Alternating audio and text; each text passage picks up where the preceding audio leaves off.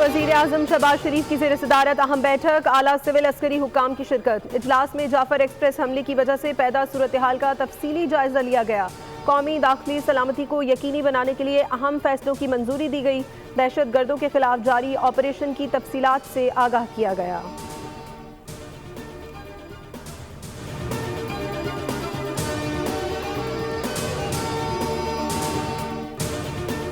कोयटा से पेशावर जाने वाली जाफर एक्सप्रेस पर बुलान में दहशत गर्दों का हमला। क्लियरेंस ऑपरेशन में अब तक 190 मुसाफिरों को दहशत गर्दों से बाजियाब करवा लिया गया है।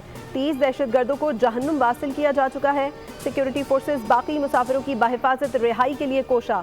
37 जख्मी मुसाफिरों को अस्पताल मुंतकिल कर दिया गया। सिक्योरिटी जराये के मुताबिक दहशत गर्द अपने बैरून मुल्क हैंडलर से बजरिया सेटेलाइट फोन राबते में हैं और फोर्सेज के ऑपरेशन के बायस दहशत गर्द झूठी टोलियों में तकसीम हो गए हैं।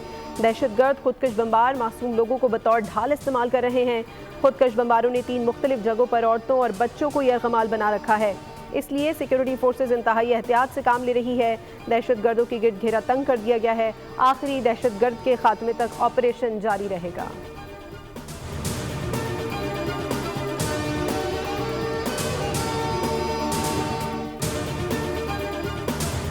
जाफर एक्सप्रेस पर हमला नाकाबिले बर्दाश्त है, सख्त कार्रवाई की जाए। वज़ीर आला बलूचिस्तान की ज़ेर सदारत अमन ओमान पर आला सतह के इजलास में हुक्म। सरफराज बुगटी ने कहा, दहशत गर्द 1 इंच पर भी काबिज नहीं रह सकते। अवाम के तहफ़्फ़ुज़ के लिए सिक्योरिटी इदारों को हर मुमकिन वसाइल फराहम करेंगे।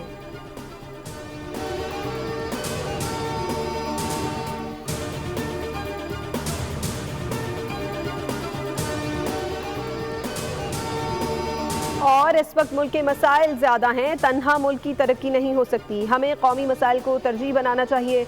वफाकी वज़ीर मनसूबाबंदी और तरक्की एहसन इकबाल की न्यूज़ कॉन्फ्रेंस। कहा, हमारे सियासी पते अलग हैं लेकिन डाक खाना एक है। हमें मुल्की सियासत को उस दर्जे में रखना है कि मुल्की मईशत मुतासर ना हो।